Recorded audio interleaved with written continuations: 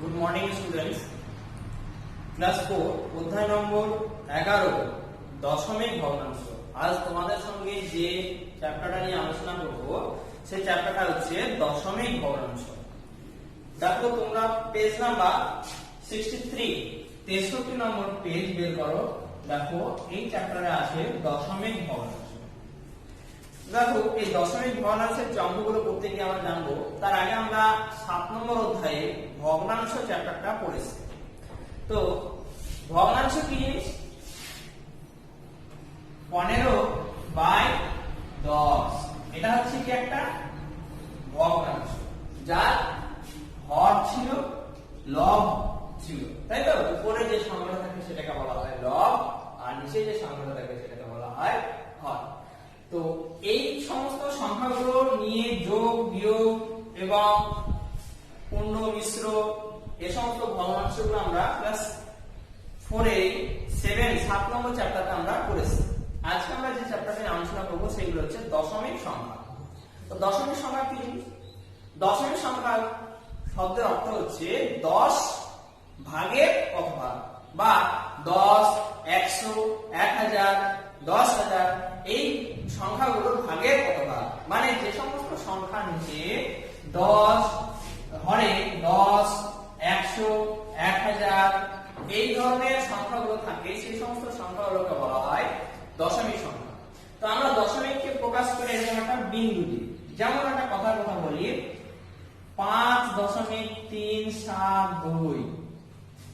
দেখো কি 5.372, তাই না? এই যে সংখ্যাটা আছে, এই বিন্দুটাকে আমরা বলবো দশমিক। তারপরে আমরা বলি কি যে দোকানে গেলাম, দোকানে গিয়ে একটা পেন কিনলাম, কত টাকা দিয়ে? 3 টাকা 50 পয়সা। তো সেখানে কি লিখি? 3.50 টাকা। এভাবে লিখি টাকা পয়সা থেকে। তো এখানে 3.50, 3 টাকা 50 পয়সা, মানে দেখো 3.50। আর একটা জিনিস লক্ষ্য রাখবে, আমরা যখন এই দশমিক পড়বো, প্রথমে যে সংখ্যাগুলো থাকবে সেগুলো একটা সংখ্যা, তারপরে একটা উচ্চারণ করবো। যেমন এটা 3.50 বলবো না, এটাকে আমরা বলবো 3.50।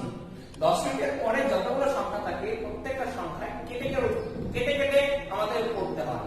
যেমন এটা আছে, তো এটা আমরা কি বলবো? এটাকে বলবো 15.37। এটাকে আমরা কি বলবো? 731.32। এইভাবে করবো। তো চলো দেখি আমরা দশমিক ভগ্নাংশগুলোকে কিভাবে আসে এবং কিভাবে হয়, বা এই ভগ্নাংশ থেকে দশমিকে পরিণত করার নিয়ম। একটা সংখ্যা 7/10, এই সংখ্যাটাকে আমরা কি করব? দশমিকে প্রকাশ। এটা দশমিকে প্রকাশ করতে গেলে আমরা কি করব? প্রথমে 7, তারপরে নিচে হরে যতগুলো শূন্য থাকে সেই ততগুলো শূন্যের আগে দশমিক বসে, পিছন দিক থেকে ততগুলো শূন্যের আগে দশমিক বসে। তো দেখো এখানে কত শূন্য আছে? একটা। তাহলে এখান থেকে একটা সংখ্যার আগে দশমিক বসবে। তাহলে কি হবে? একটা সংখ্যা থাকলে 7 এর আগে এখানে হয়ে গেল আমার দশমিক। আর দশমিক সব সময় সামনে যদি কিছু না থাকে আমরা একটা শূন্য বসাই। কি দশমিকের আগে ফাঁকা থাকলে সেখানে আমরা একটা শূন্য বসাই। তাহলে এটা হয়ে গেল আমরা এই ভগ্নাংশটা হয়ে গেল আমাদের দশমিকে প্রকাশ। আবার একটা করি, 15/100। 15/100 এটাকে কি করব? দশমিকে প্রকাশ। তাহলে প্রথমে লবে যেটা থাকবে সেটা লিখব, 15 লিখলাম। এরপরে দশমিকের পরে কটা শূন্য আছে? এ ঘরে একের পরে কটা শূন্য? দুটো শূন্য। তাহলে দুটো শূন্য হলে কি করব? আমরা 2 ঘর আগে দশমিক বসাবো। তাহলে এখানে আছে একটা, দুটো, এইখানে আমার দশমিক হবে, এবং দশমিকের আগে কিছু না থাকলে কি বললাম? একটা শূন্য বসাবো। বোঝা গেল? আবার অন্য একটা করি, 17/10। এটা কি হবে? দেখো এখানে প্রথমে যা নিয়ম সেটা আমরা বললাম যে 17 হলে 17, নিচে কটা শূন্য আছে? একটা। তাহলে পিছন থেকে একটা সংখ্যার আগে দশমিক, ব্যাস হয়ে গেল। বোঝা গেল? খুবই সহজ নিয়ম। এই গেল। আবার আরেকটা একইভাবে ভগ্নাংশ থেকে দশমিকে প্রকাশ করে দেখি। মনে করো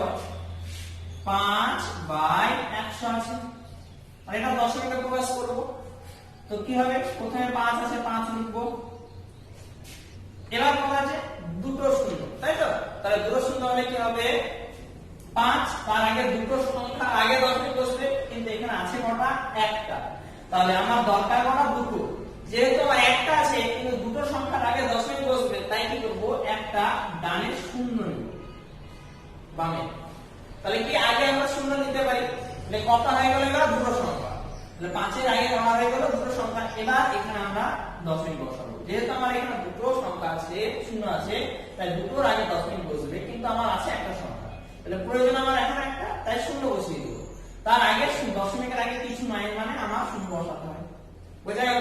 আবার আরেকটা বলি, 7/100। তাহলে এখানে রাখো, 7 বসলো, নিচে কটা আছে, দুটো, কিন্তু আছে আমার একটা। তাহলে কি একটা শূন্য নিয়ে দুটো করব, তার আগে একটা দশমিক বসাবো, আর ফাঁকা থাকলে একটা শূন্য। দশমিকের আগে কিছু না থাকলে আমরা সবসময় একটা শূন্য বসিয়ে দেব। বোঝা গেল? আবার আরেকটা एग्जांपल দেখি,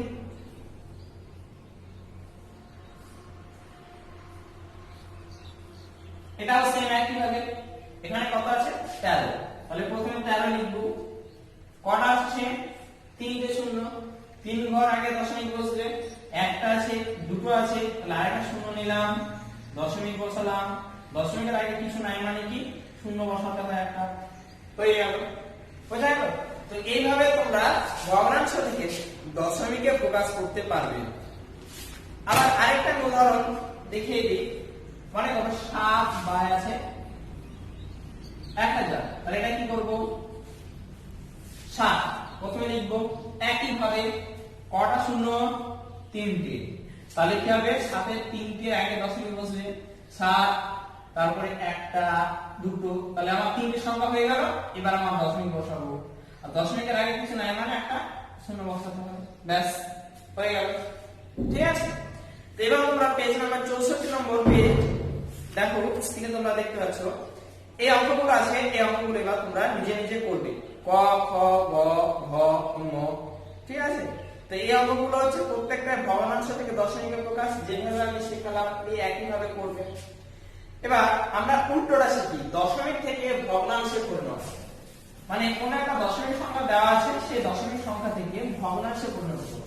তো কিভাবে দেখি, দেখো এটা আছে, এটা থেকে দশমিকে, এটাও খুব সহজ। প্রথমে দশমিক ছাড়া সংখ্যা লিখব। তো দশমিক ছাড়া কত আছে, টোটাল সংখ্যা 7, 7 লিখলাম বাই। দশমিকের পরিবর্তে 1 লিখব। দশমিকের পরে যতগুলো সংখ্যা থাকবে ততগুলো শূন্য। একের পর একটা সংখ্যা আছে, একটা শূন্য, ব্যাস হয়ে গেল। বোঝা গেল? আবার এটা আছে মনে করো, তাহলে কি হবে, 17 আছে, 17 লিখব। 17 আগে দশমিক আছে, এবার দশমিকের বদলে নিচে 1, তারপরে দুটো সংখ্যা, দুটো শূন্য। বোঝা গেল? আবার একটা উদাহরণ মনে করো, 1.35। এটা কি হবে, টোটাল সংখ্যা কত আছে, 135, 135 লিখব বাই দশমিকের পরিবর্তে 1 লিখব, তারপরে যতগুলো সংখ্যা দেবে তত শূন্য, হয়ে গেল। বোঝা গেল? আরেকটা উদাহরণ বলি, 0.05। এটা কি হবে, তাহলে টোটাল সংখ্যা এখানে কত আছে, 5। আগের শূন্যের কোনো দাম নাই, তাই শুধু 5 লিখব বাই দশমিকের জন্য 1, তারপরে দুটো সংখ্যা, তাই দুটো শূন্য। এইভাবে হচ্ছে আমার ভগ্নাংশ থেকে দশমিক এবং দশমিক থেকে ভগ্নাংশে পরিণত। তো ফাঁকা ঘরে বসাও যে সবগুলো আছে ক থেকে খ পর্যন্ত, প্রত্যেকটা অঙ্ক তোমরা বাড়িতে বসে বসে নিজে নিজে করবে, এবং স্কুলে যেগুলো ওয়ার্কশিট আছে সেই ওয়ার্কশিটগুলো জমা দেওয়ার সময় তোমরা প্রত্যেকটা অঙ্ক করে দেবে। ভুল হলে তখন আমি চেক করে পাঠিয়ে দেবো আবার। এবার আমরা এই দশমিকের যোগ এবং বিয়োগ শিখি। দেখো পরের পেজে অঙ্কগুলো আছে, পরের পেজে একটা যোগ করি, একটা বিয়োগ করব। তার আগে বলি, প্রথমে যে সংখ্যাগুলো আছে দেখো 2 এর কোন সিম্বল দেওয়া নাই না, এটা একটু ভুল আছে বইয়ে। এইগুলোতে তোমার প্রথমে গুলো 2 গুলো সব যোগ করবে, 3 এর গুলো আছে সব বিয়োগ। তো দেখো 2 এর ক একটা অঙ্ক করি।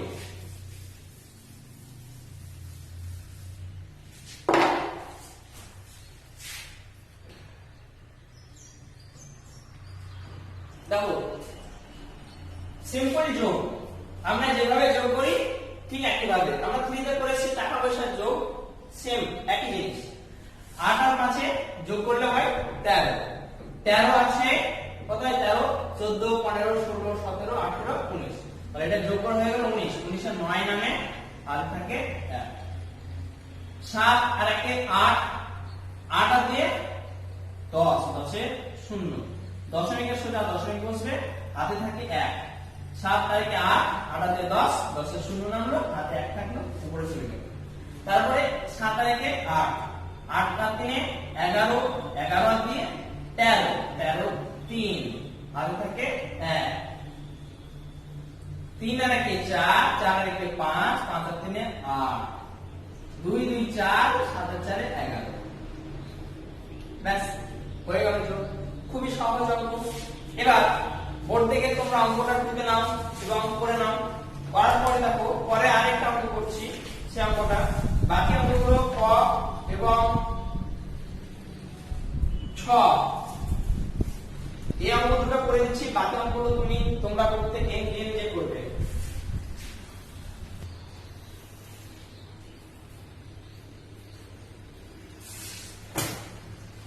দেখো এই অঙ্কটা, দেখো এই অঙ্কটা এইভাবে টোকাচ্ছে বাঁকা ডেবা বাঁকা টারা হবে, তাই না? এটা এদিকে আবার এটা এদিকে, এটা একটা বেশি চলে গেছে, এটা এদিকে বেশি চলে গেছে। আমরা সাধারণত যোগ করি কি যে এই দিক থেকে ডান দিক থেকে আমরা পরপর সমান রেখে তারপর যোগ করি, কিন্তু দশমিকের ক্ষেত্রে একটু আলাদা। দশমিকের সোজা দশমিক বসে, দশমিক যেখানে থাকবে তার নিচে পরে যে সংখ্যাগুলো থাকবে সেগুলো সংখ্যা পরপর বসবে এবং পাশে যেগুলো থাকবে সেগুলো পূর্ণ করতে হবে শূন্য দিয়ে। দেখো 7 উপরে কিছু নাই, এখানে একটা শূন্য হবে, এখানে একটা শূন্য হবে, শূন্যর পরে এখানে দুটো আছে, এখানে আরেকটা শূন্য হয়ে যাবে। মানে পরে যে সংখ্যাগুলো থাকবে না পুরো সোজা সোজা শূন্য দিয়ে পূর্ণ করতে হয়। এখানে শূন্য, এখানে একটা শূন্য, এখানে একটা শূন্য, এখানে একটা শূন্য, এখানে একটা শূন্য। তাহলে দেখো এদিকে এটা গেল, এটা গেল, এটা গেল সমান। একইভাবে এদিকেও করি, এর আগে কিছু নাই শূন্য, এর আগে দুটো শূন্য, এর আগে দুটো শূন্য, এর আগে দুটো শূন্য। ব্যাস এবার আমরা যোগ করব। যোগ করলাম 8 0 0 0 0 5 5 আর 0 যোগ করলে 5 7 5 12 2 হাতে থাকে 1 হাতে 1 5 আর 1 6 6 আর 4 10 10 আর দিয়ে 12 12 2 হাতে থাকে 1 দশমিকের সোজা দশমিক হাতে থাকে 1 5 আর 1 6 6 আর 4 10 এর 0 হাতে থাকে 1 1 আর 5 এ 6 6 6 12 2 হাতে থাকে 1 1 আর 1 2। ব্যাস অতএব নির্ণীয় যোগফল